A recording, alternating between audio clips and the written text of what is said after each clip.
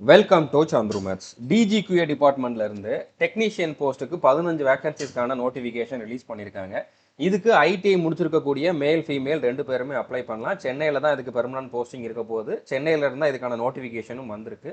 ஸ்டார்டிங்கில் இதுக்கு 30,000க்கு மேலே சேலரி இருக்கும். ஆர்மி கேன்டீன் எல்லாமே நீங்கள் யூஸ் பண்ணிக்கலாம்.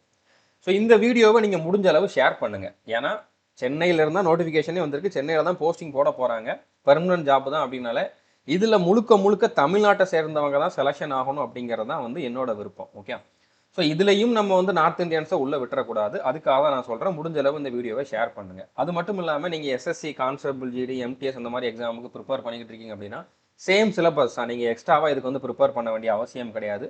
நெகட்டிவ் மார்க்கும் இதில் கிடையாது. அப்படின்னால இதில் செலெக்ஷன் ஆகிறது எஸ்எஸ்சி, ஜிடியை விட ஈஸி தான். வேகன்சி கம்மியாக இருந்தாலும் இதை பற்றின அவேர்னஸ் அதிகமாக இல்லை அப்படின்னால நிறைய பேர் அப்ளை பண்ண மாட்டாங்க. அப்ளை பண்ணாலும் தமிழ்நாட்டில் இருந்தால் அதில் செலெக்ஷன் ஆகணும். அதனால் முடிஞ்ச அளவு இது நீங்கள் ஷேர் பண்ணுங்க. ஓகே, ஃபர்ஸ்ட் இந்த டிபார்ட்மெண்ட் என்ன, இதில் உங்களுக்கு என்ன மாதிரி ஜாப் இருக்கும் அப்படிங்கிறத நான் சொல்லிடுறேன். ஓகே, ஸோ டிஜிக்யூஏ அப்படிங்கிறது பார்த்தீங்கன்னா மினிஸ்ட்ரி ஆஃப் டிஃபென்ஸுக்கு அண்டரில் வரக்கூடிய ஒரு department, directorate general of quality assurance. இது ஒரு குவாலிட்டி டிபார்ட்மெண்ட். ஓகே, ஆர்மியில் இருக்கவங்க யூஸ் பண்ணக்கூடிய ட்ரெஸ்ஸில் இருந்து அவங்க யூஸ் பண்ணக்கூடிய வெஹிக்கிள், வெப்பன்ஸ், டேங்க், இது எல்லாத்தையுமே ப்ரொடக்ஷன் பண்ணுறதுக்கு வேறு இடத்துல ஃபேக்ட்ரிஸ் இருக்குது. அதுக்கப்புறம் பார்த்தீங்கன்னா ப்ரைவேட் கம்பெனிஸுமே அதுக்கு ப்ரொடக்ஷன் பண்ணிக்கிட்டு இருக்காங்க. ப்ரொடக்ஷன் நிறைய இடத்துல பண்ணுறாங்க. பட் அது கரெக்டாக இருக்குதா இல்லையா, அதோட குவாலிட்டி எப்படி இருக்குது அப்படிங்கிறத செக் பண்ணக்கூடிய டிபார்ட்மெண்ட் தான் பார்த்தீங்கன்னா டிஜிக்யூஏ அப்படிங்கிறது. இதில் ஆர்மி ஆஃபீஸர்ஸ் தான் ஹெட்டாக இருப்பாங்க. அதுக்கு கீழே சிவிலியன்ஸ் இருப்பாங்க, ஜேஇ, அதுக்கப்புறம் ஏஇ, அதுக்கப்புறம் பார்த்தீங்கன்னா அட்மின் டிபார்ட்மெண்ட்டில், அதுக்கப்புறம் இந்த மாதிரி டெக்னீஷியன்ஸ் இருப்பாங்க. ஓகே, ஸோ டெக்னீஷியன்ஸ் ஐடிஐ முடிச்சவங்க ஒரு ட்ரேடில் போகிறீங்க அப்படின்னா அந்த ட்ரேட் ரிலேட்டடான ஒர்க்கு மட்டும்தான் இருக்கும். அது உங்களுக்கு கண்டினியூஸாக இருக்காது. ஓகே, அது ஒரு சில ஃபேக்ட்ரியில் வேணால் கொஞ்சம் அதிகமான ஒர்க் இருக்கலாம். ஆனால் நீங்கள் வேற ஒரு சில இடத்துல இப்போ மீனம்பாக்கத்துலலாம் போனீங்க அப்படின்னா டெக்னீஷியனுக்கு வேலையே கிடையாது. மேக்ஸிமம் சும்மா தான் இருப்பாங்க. ஓகே, அவங்களுக்கு அந்த அளவுக்கு வேலை இருக்காது. எப்போவாச்சும் சின்ன சின்ன ரெக்குவயர்மெண்ட் வர்றப்போ வேலை பார்க்குற மாதிரி இருக்கும். அதனால ரொம்பவே சூப்பரான ஜாப், நல்ல சம்பளம், பெர்மனன்ட் ஜாப் தான். ஆர்மி கேன்டீன் ஃபெசிலிட்டிஸ் நீங்கள் யூஸ் பண்ணிக்கலாம். ஓகே, ஸோ அப்படின்னால இதை நீங்கள் மிஸ் பண்ணிடாதீங்க. முடிஞ்ச அளவு இந்த வீடியோவை ஷேர் பண்ணுங்கள். இந்த வீடியோவில் இந்த ரெக்ரூட்மெண்ட் பார்த்தீங்கன்னா A to Z இன்ஃபர்மேஷன் பார்க்க போகிறோம். இதுக்கான எலிஜிபிலிட்டி என்ன, செலெக்ஷன் ப்ராசஸ் என்ன, சிலபஸ் என்ன, அதுக்கப்புறம் ஆஃப்லைனில் தான் அப்ளை பண்ணணும். அந்த அப்ளிகேஷன் ஃபார்மை நீங்கள் எங்கே எடுத்துக்கலாம், அதை எப்படி ஃபில் பண்ணணும், எந்த அட்ரஸுக்கு அனுப்பணும், என்னென்ன டாக்குமெண்ட்ஸ் வச்சு நீங்கள் அனுப்பணும் அப்படிங்கக்கூடிய எல்லா டீட்டெயிலும் இந்த ஒரே வீடியோவில் இருக்கும். அதனால் வீடியோ கொஞ்சம் லென்த்தாக தான் இருக்கும். ஓகே, இப்போ நோட்டிஃபிகேஷன் ஆல்ரெடி வந்துருச்சு. நீங்கள் 18 ஜூலைலேருந்து 7 ஆகஸ்ட்டுக்குள்ளே இதுக்கு அப்ளை பண்ணணும். 7 ஆகஸ்ட்டுக்குள்ளே உங்களோட அப்ளிகேஷன் சென்னையில் இருக்கக்கூடிய இந்த ஆவடியில் இருக்கக்கூடிய இந்த டிபார்ட்மெண்ட்டுக்கு போய் சேர்ந்துருக்கணும். அதனால் நீங்கள் அனுப்புறதை 7ஆம் தேதி அனுப்புனீங்கன்னா போகாது. ஸ்பீட் போஸ்ட்டில் தான் அனுப்பணும். அட்லீஸ்ட் நீங்கள் இந்த மந்த், ஜூலை மந்த் எண்டுக்குள்ளே அனுப்பிடுங்க. ஓகே, அதுக்கப்புறம் அப்ளிகேஷன் ஃபீஸ்லாம் எதுவுமே கிடையாது. ஃப்ரீயாகவே அப்ளை பண்ணிக்கலாம். மேல், ஃபீமேல் எல்லா கேட்டகரியில் இருக்கவங்களுமே இதுக்கு ஃப்ரீயாகவே அப்ளை பண்ணிக்கலாம். இதில் பார்த்தீங்கன்னா 3 இடத்துல போஸ்டிங் இருக்குது. இப்போ நீங்கள் இந்த எஸ்டாப்ளிஷ்மெண்ட் கோடை இப்போவே நோட் பண்ணி வச்சுக்கோங்க. ஏதாச்சும் ஒரு எஸ்டாப்ளிஷ்மெண்ட்டுக்கு ஏதாச்சும் ஒரு போஸ்ட்டுக்கு மட்டும்தான் நீங்கள் அப்ளை பண்ண முடியும். எல்லாத்துக்கும் அப்ளை பண்ண முடியாது. ஓகே, நீங்கள் எங்கே அப்ளை பண்ணுறீங்களோ அங்கே தான் உங்களுக்கு போஸ்டிங் இருக்கும். நீங்கள் அப்ளிகேஷன் ஃபார்மில் எஸ்டாப்ளிஷ்மெண்ட் கோடை ஃபில் பண்ணுற மாதிரி இருக்கும். இப்போ CH054 அப்படிங்கிறது பார்த்தீங்கன்னா CQHV ஆவடியில் இருக்கிறது. ஓகே, ஆவடியில் உங்களுக்கு ஹெவி வெஹிக்கிள்ஸ் ஃபேக்ட்ரி இருக்குது. அந்த ஃபேக்ட்ரியில் தான் உங்களுக்கு பெர்மனண்டாக போஸ்டிங் இருக்கும். ஓகே, அதுக்கப்புறம் YM205 அப்படிங்கிறது பார்த்தீங்கன்னா எடுமயிலாரம், தெலுங்கானாவில் இருக்கிறது. இது ஹைதராபாத்ல இருந்து ஒரு 100 கிலோமீட்டர் டிஸ்டன்ஸில் இருக்கக்கூடிய ஒரு இடம். இங்கே நான் போயிருக்கேன், இங்கே தான் நான் ஒர்க் பண்ணியிருக்கேன். ஓகே, எனக்கு இந்த 3 இடமும் ஃபெமிலியராக தெரியும். ஸோ இந்த இடத்துல இதோட போஸ்ட் கோட் இதோட எஸ்டாப்ளிஷ்மெண்ட் கோட் பார்த்தீங்கன்னா YM205. அதுக்கப்புறம் CH061 அப்படிங்கிறது பார்த்தீங்கன்னா SQAன்னு சொல்லுவாங்க, senior quality assurance establishment vehicles. இந்த ஆஃபீஸில் தான் நான் ஒர்க் பண்ணேன். ஸோ இது பார்த்தீங்கன்னா சென்னையில் மீனம்பாக்கம்ல இருக்குது. ஓகே, இங்கே அந்த அளவுக்கு உங்களுக்கு வேலையே இருக்காது. இது ரெண்டும் ஃபேக்ட்ரி, இது ஆஃபீஸ். ஓகே, ஃபேக்ட்ரியில் கொஞ்சம் ஒர்க் இருக்கிறதுக்கு வாய்ப்பு இருக்குது. பட் ஆஃபீஸில் சுத்தமாக உங்களுக்கு வேலையே இருக்காது. ஓகே, ஸோ இதில் நீங்கள் ஏதாச்சும் ஒரு போஸ்ட்டுக்கு மட்டும்தான் அப்ளை பண்ண முடியும்.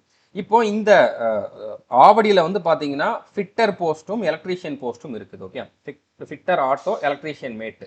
இதில் 7 வேகன்சி, 2 வேகன்சி இருக்குது. எந்தெந்த கேட்டகரியில் எவ்வளோ வேகன்சி இருக்குது அப்படிங்கிற நீங்கள் பார்த்துக்கலாம். இப்போ எஸ்சி கேட்டகரிக்கு இங்கே வேகன்சி இல்லை அப்படின்னால எஸ்சி கேண்டிடேட் அப்ளை பண்ண முடியாது அப்படிங்கிற மாதிரி இல்லை.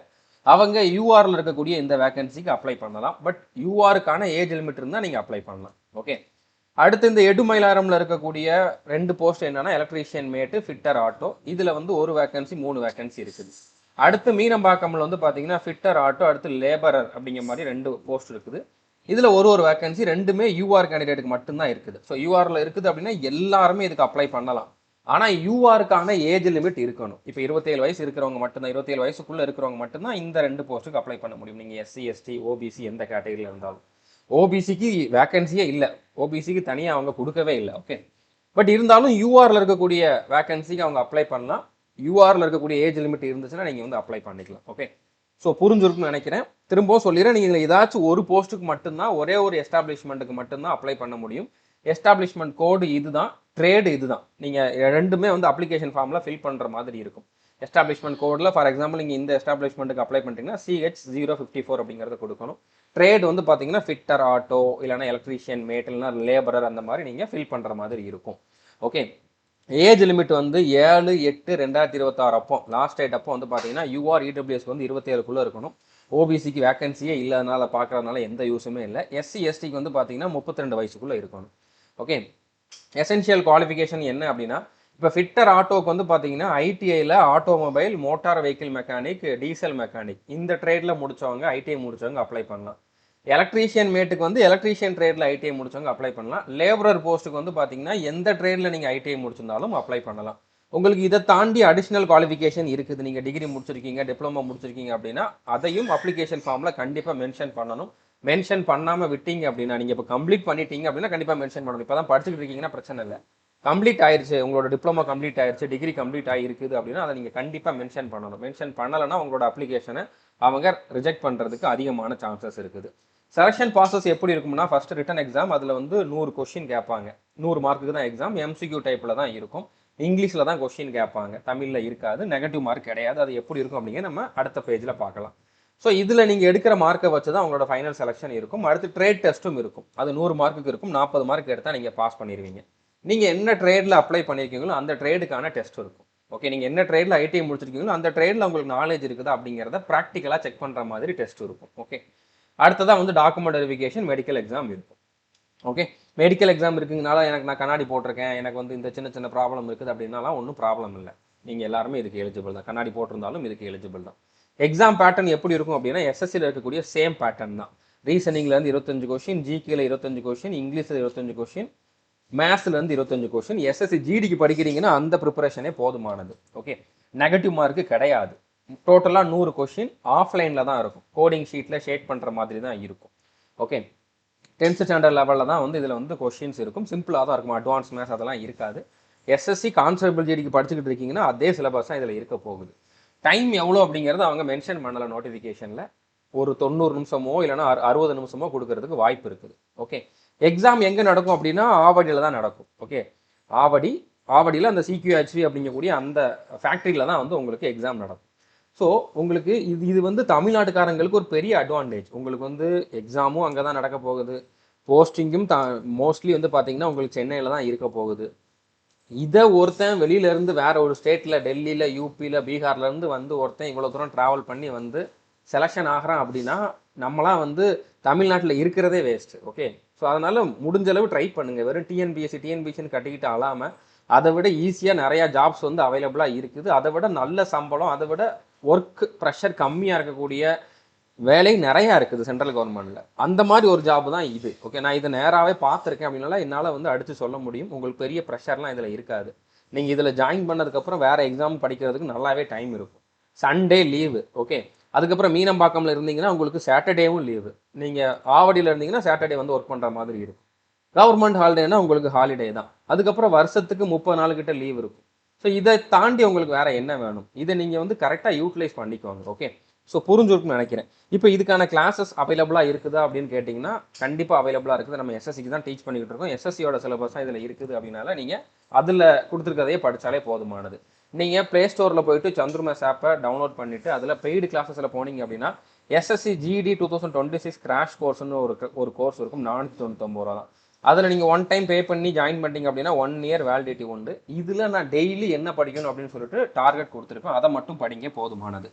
ஆல்ரெடி ஆல் இன் ஒன் கோர்ஸில் இருக்கீங்க அப்படின்னா அதுலேயுமே வந்து பார்த்தீங்கன்னா நீங்கள் வந்து எஸ்எஸ்சி எக்ஸாம் ஃபோல்டரில் எஸ்எஸ்சி GDக்கு இதே கிராஷ் கோர்ஸ் இருக்கக்கூடிய வீடியோஸ் கொடுத்துருப்பேன், நீங்கள் அதில் படித்தாலும் ஓகே தான். ஓகே, இல்லை நான் வந்து வேறு எக்ஸாம்ஸ்க்கும் படிப்பேன், எஸ்எஸ்சி ரயில்வே இந்த மாதிரி எக்ஸாமுக்கு படிக்க போகிறேன் அப்படின்னா நீங்கள் வந்து டேரெக்டாக ஆல் இன் ஒன் கோர்ஸில் ஜாயின் பண்ணிடுங்க. சேம் இந்த வீடியோஸும் இருக்குது, இது போக இன்னும் நிறைய வீடியோஸ் இருக்குது. இதுக்கான ஃபீஸ் 1499. ஒன் டைம் பே பண்ணிங்க அப்படின்னா 3 இயர்ஸ் வேலிடிட்டி உண்டு. 35க்கும் அதிகமான எக்ஸாமுக்கான சிலபஸ் இந்த ஒரே கோர்ஸில் அவைலபிளாக இருக்கும். ஓகே, எந்த கோர்ஸ் வேணுமோ அதை ஓப்பன் பண்ணிட்டு பை நவ் கொடுத்துட்டு நீங்கள் வந்து ஜாயின் பண்ணிக்கலாம். ஓகே, ஸோ பே பண்ணுறதுக்கு நீங்கள் ஆன்லைனில் தான் பே பண்ணுற மாதிரி இருக்கும். ஃபோன்பே, கூகுள் பே, இல்லைனா வந்து நெட் பேங்கிங், கார்டு மூலமாக பே பண்ணலாம். பே பண்ண அடுத்த செகண்டே உங்களுக்கு கோர்ஸ் ஆக்டிவேட் ஆயிரும். நீங்கள் உடனே பார்க்க ஆரம்பிச்சிடலாம். ஒருவேளை ஆல் இன் ஒன் கோர்ஸில் ஜாயின் பண்ணுறதா இருந்தால் அதில் 3000க்கு அதிகமான வீடியோஸ், பிடிஎஃப் இருக்குது. பேசிக்ல இருந்தால் டீச் பண்ணியிருக்கோம். 1000க்கு மேலே ப்ராக்டிஸ் டெஸ்ட் கொடுத்துருக்கோம். தமிழில் தான் டீச் பண்ணியிருக்கோம். இங்கிலீஷ்லேயுமே மெட்டீரியல் இருக்கும். 2000க்கு மேலே இந்த கோர்ஸில் படித்தவங்க வேறு எக்ஸாமில் செலெக்ஷன் ஆயிருக்காங்க. அதுக்கான ப்ரூஃப் கேட்டிங்க அப்படின்னா நம்மளுடைய யூடியூப் சேனலே போஸ்ட்னு ஒரு ஆப்ஷன் இருக்கும். அந்த போஸ்ட்டில் போய் பாருங்கள். ஓகே, இப்போ இதுக்கு எப்படி அப்ளை பண்ணலாம் அப்படிங்கிறத பார்க்கலாம். நம்மளுடைய சந்துரு மேத்ஸ் அஃபீஷியல் டெலகிராம் சேனலில் நான் இதுக்கான அப்ளிகேஷன் ஃபார்மோட ஃபார்மேட் கொடுத்துருக்கேன். நீங்கள் அதை அப்படியே டவுன்லோட் பண்ணி பிரிண்ட் அவுட் எடுத்துக்கோங்க. ஓகே, அப்ளிகேஷனை back to back print out எடுக்கணும். அதுக்கப்புறம் அதுலேயே அட்மிட் கார்டு இருக்கும். அதை சிங்கிள் பேஜ் தான் வந்து 2 பிரிண்ட் வந்து எடுக்கணும். அதில் 2 காப்பி தான் கொடுத்துருப்பாங்க. அதுக்கப்புறம் நீங்கள் எல்லா டாக்குமெண்ட்ஸோட ஜெராக்ஸ் காப்பி வந்து அட்டாச் பண்ணணும். ஓகே, ஒரிஜினல் பண்ணிடாதீங்க. ஜெராக்ஸ் காப்பியில் செல்ஃப் அட்டஸ்டட்னு எழுதி அதை நீங்கள் அனுப்புங்க. இப்போ நீங்கள் வந்து உங்களோட 10th மார்க் ஷீட் இல்லைன்னா ஐடிஐ சர்டிஃபிகேட் வந்து நீங்கள் ஜெராக்ஸ் எடுத்துட்டீங்க. ஜெராக்ஸ் இந்த மாதிரி இருக்குது. அதில் இந்த இடத்துல காலியாக எம்டி ஸ்பேஸ் இருக்குதுன்னு வச்சுக்கோங்களேன். இந்த இடத்துல நீங்கள் என்ன பண்ணுங்கள், self attested. Okay, self attested அப்படிங்கிற மாதிரி எழுதிட்டு அதுக்கு கீழே உங்களோட சைனை போட்டு டேட்டை போடணும். உங்களோட சைன் போட்டால் போதும். செல்ஃப் அட்டஸ்டட் ஸ்பெல்லிங் இதில் தெளிவாக இருக்குது. ஓகே, இந்த மாதிரி நீங்கள் எல்லா டாக்குமெண்ட்லையும் நீங்கள் அட்டாச் பண்ணுற எல்லா டாக்குமெண்ட்லையுமே வந்து பார்த்தீங்கன்னா ஜெராக்ஸ் காப்பி எடுத்துட்டு ஜெராக்ஸ் காப்பியில் செல்ஃப் அட்டஸ்டட்னு எழுதி உங்களோட சைன் என்னைக்கு போட்டிங்களோ அந்த டேட்டை போட்டாலே போதுமானது. நீங்கள் க்ரீன் இங்கிட்ட சைன் போடுறவங்க கிட்ட வாங்கணும் அப்படிங்கிற மாதிரிலாம் இல்லை. ஸோ என்னென்ன டாக்குமெண்ட்ஸ் வைக்கணும் அப்படிங்கிறத நான் வந்து அடுத்த பேஜில் சொல்கிறேன். அதுக்கப்புறம் நீங்கள் வந்து எக்ஸ்ட்ராவாக ஒரு என்வலோப் வைக்கணும். இப்போ நீங்கள் எல்லா டாக்குமெண்ட்ஸ், அப்ளிகேஷன் ஃபார்ம் எல்லாமே ஒரு பெரிய கவருக்குள்ளே வைப்பீங்க. ஓகே, அந்த கவருக்குள்ளே இன்னொரு என்வலோப் வைக்கணும். அது வந்து 30 சென்டிமீட்டர் 12 சென்டிமீட்டர் சைஸ் இருக்கிற மாதிரி ஒரு என்வலோப் வாங்கிக்கோங்க.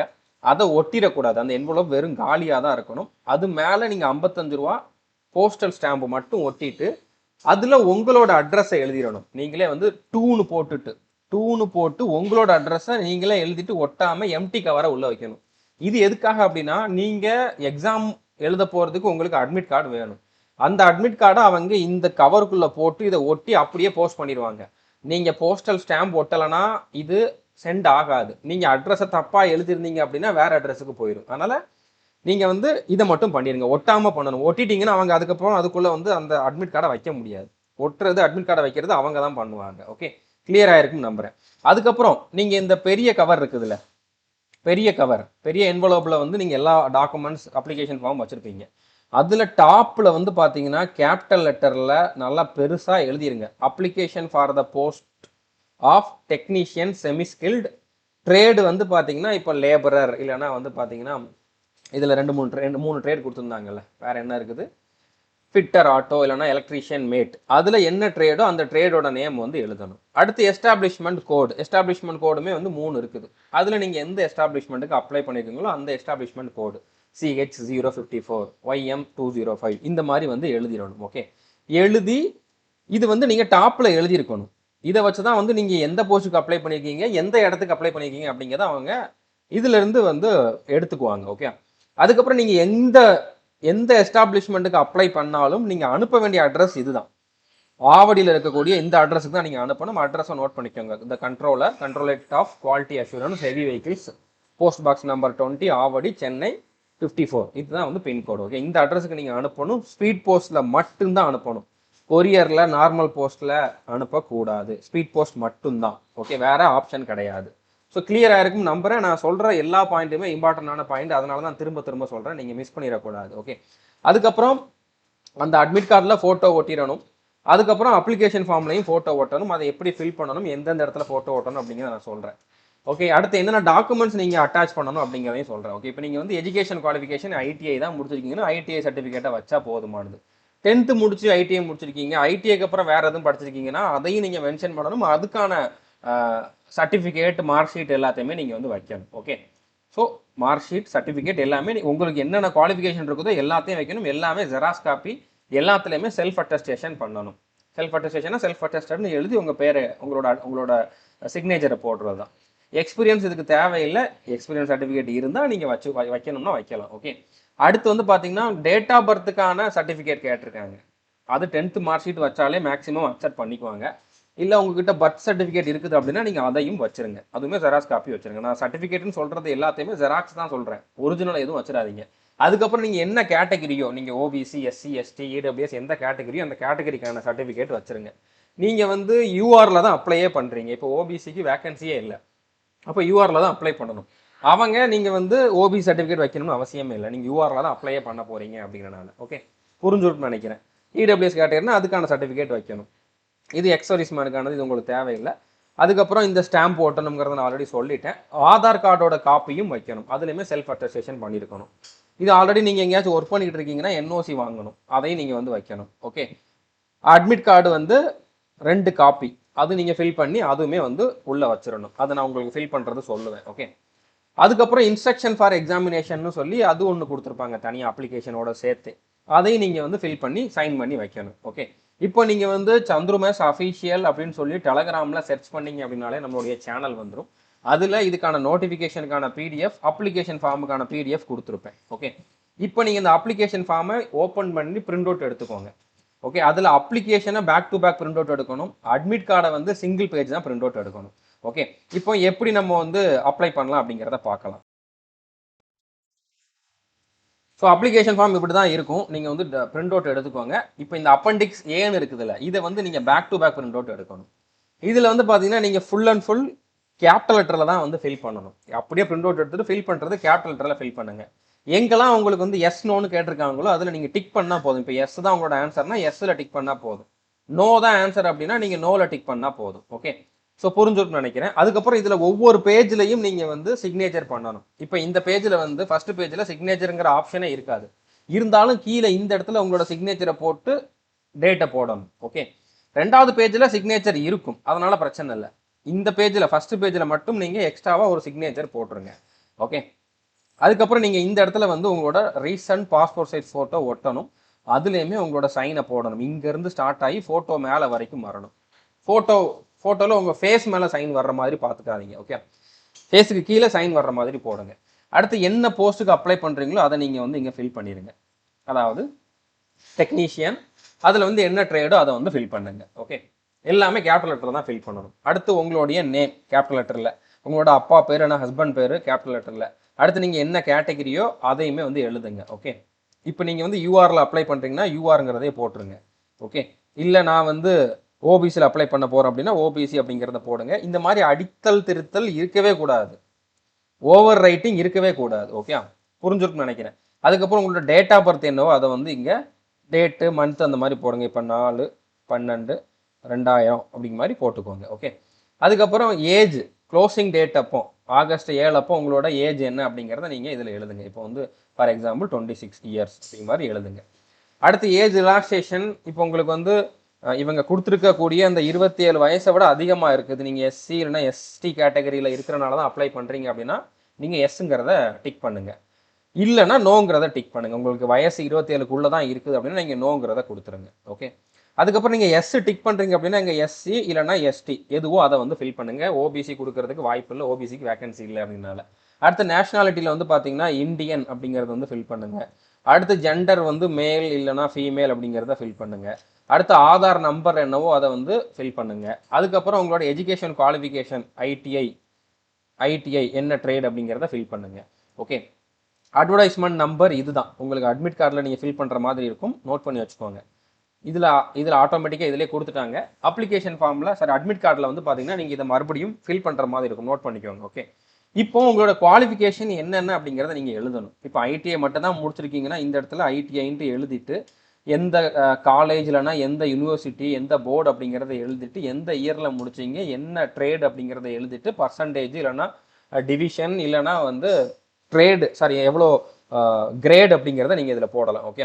சிஜிபி அந்த மாதிரி இருக்குன்னா அதை வந்து போடலாம். இல்லை நான் வந்து இப்போ 10th முடிச்சிருக்கேன் அதுக்கப்புறம் ஐடிஐ முடிச்சிருக்கோம்னா ஃபஸ்ட்டு 10th எழுதி அடுத்து ஐடிஐ எழுதுங்க. அதுக்கப்புறம் நான் டிகிரி முடிச்சிருக்கோம்னா டிகிரி எழுதுங்க. ஓகே.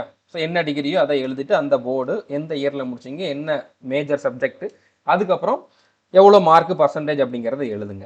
அடுத்து உங்களுக்கு எக்ஸ்பீரியன்ஸ்லாம் இதில் தேவையில்லை, எக்ஸ்பீரியன்ஸ் இருந்தால் இதை ஃபில் பண்ணுங்கள், இல்லைனா நீங்கள் இதை பிளாங்காக விட்டுருங்க. இப்போ உங்களுடைய அட்ரஸ் என்னவோ அதை வந்து எழுதுங்க. அதுக்கப்புறம் உங்களோட பெர்மனன்ட் அட்ரஸ் என்னவோ அதை எழுதுங்க. ரெண்டுமே ஒன்று தான் அப்படின்னா 2 வாட்டி நீங்கள் ஃபில் பண்ணுங்க. ஓகே. ஸோ அடுத்ததாக வந்து வேறு எதுவும் இன்ஃபர்மேஷன் அப்படிங்கிற மாதிரி கேட்டிருக்காங்க. இதை நீங்கள் எதுவும் ஃபில் பண்ண வேண்டாம். நாட் அப்ளிகபிள் NA அப்படிங்கிற மாதிரி போட்டுருங்க. உங்களோட மொபைல் நம்பர் கொடுங்க. 2 நம்பர் இருக்குது அப்படின்னா ஒரு நம்பர் அடுத்து இன்னொரு நம்பர் வந்து கொடுங்க. இமெயில் ஐடி கொடுங்க. எல்லாமே கேபிட்டல் லெட்டரே ஃபில் பண்ணுங்கள், ஒன்றும் ப்ராப்ளம் இல்லை. இது உங்களோட உறவினர்கள் யாராச்சும் வந்து DGQAல ஒர்க் பண்ணுறாங்களான்னு கேட்டிருக்காங்க. இருந்தால் எஸ் கொடுங்க, இல்லைனா நோ கொடுங்க. இருந்தால் அவங்களோட நேம், எந்த ஆஃபீஸில் ஒர்க் பண்ணுறாங்க, உங்களுக்கு அவங்க என்ன உறவு அப்படிங்கிறத நீங்கள் கொடுக்கணும். பிளட் ரிலேஷனாக இருக்கணும். ரொம்ப நெருங்கின சொந்தமாக இருந்தால் மட்டும் கொடுங்க, இல்லைனா நீங்கள் கொடுக்க வேண்டிய அவசியம் கிடையாது. அதுக்கப்புறம் உங்களுக்கு எங்கேயாச்சும் தண்டனை கொடுத்துருக்காங்களா, கேஸ் எதுவும் இருக்குதா அப்படிங்கிற மாதிரி கேட்டிருக்காங்க. நோங்கிறத டிக் பண்ணுவீங்க. நீங்கள் சென்ட்ரல் கவர்மெண்ட்டில் ஒர்க் பண்ணிட்டு இருக்கீங்க அப்படின்னா எஸ் கொடுங்க, இல்லைனா நோ கொடுங்க. அதுக்கப்புறம் நீங்கள் ஒர்க் பண்ணுறவங்களுக்காக தான் இந்த கொஸ்டின். இதுலேயுமே வந்து நோ அப்படிங்கிறத கொடுத்துருங்க. ஏதாவது டிபார்ட்மெண்டல் இன்கொயரி வச்சிருக்காங்களா அப்படி மாதிரி கேட்டிருக்காங்க, நோ கொடுத்துருங்க. இதுக்குமே நோ கொடுத்துருங்க. ஓகே. ஸோ அதுக்கப்புறம் வந்து இந்த இடத்துல நீங்கள் ஒரு மேல் கேண்டிடேட்டாக இருந்தீங்கன்னா உங்களுடைய இடது கை பெருவிரலுடைய ரேகை வைக்கணும், லெஃப்ட் தம்ப் இம்ப்ரெஷன். உமன் கேண்டிடேட்டாக இருந்தீங்கன்னா வலது கை பெருவிரலுடைய ரேகை, ரைட்டு தம்ப் இம்ப்ரெஷன் வந்து வைக்கணும். ஓகே.